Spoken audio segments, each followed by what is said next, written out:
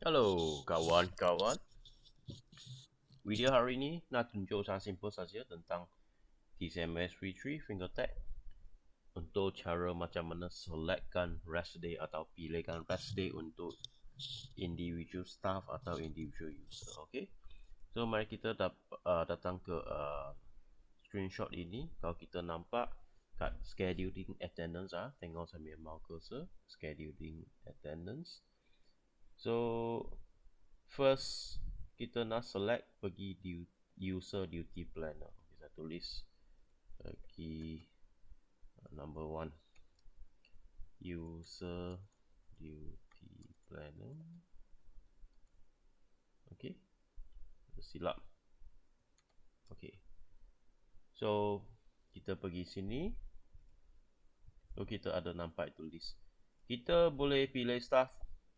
Kalau list panjang boleh pilih lah. Kalau sorry, ada silap sikit. List pendek boleh terus pilih. Kalau list panjang macam mana, terus search kat sini. Okay, pilih ID yang you nak, dia akan terus tunjuk. Okay, nampak.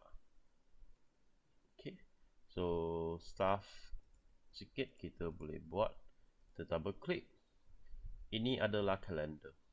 Yang warna orange adalah rest day. Okay, so lepas saya cakap nombor 2 adalah select, bagi pilih user. Okay, pilih user.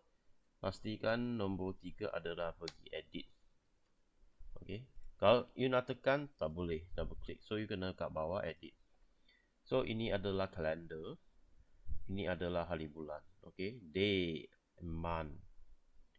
So bila you nak pilih rest day, sangat senang saja. You right click, you boleh pilih rest day. Okay, atau work day, you boleh pilih. Example ini ada work day, boleh replacement, pergi sini, tak ada masalah. So ini video yang sangat ringkas. Okay, sangat ringkas.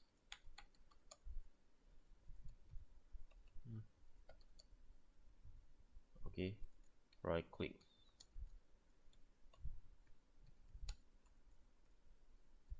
Select rest day. Itu saja. Okay, yang tentang select rest day untuk staff individual. Lepas tu save. Okay, pastikan save. So lepas tu kalau you nak pilih staff kedua, boleh terus pilih dari sini lah. Sentiasa boleh check staff. Okay, so itu saja video hari ini yang ringkas lah tentang Fingertec TCMSV3. Okay, Fingertec select stay. Sukakan video ini, jangan lupa bagilah satu like dan subscribekan Equest Attendance Marketing. Dan terima kasih menonton. Goodbye.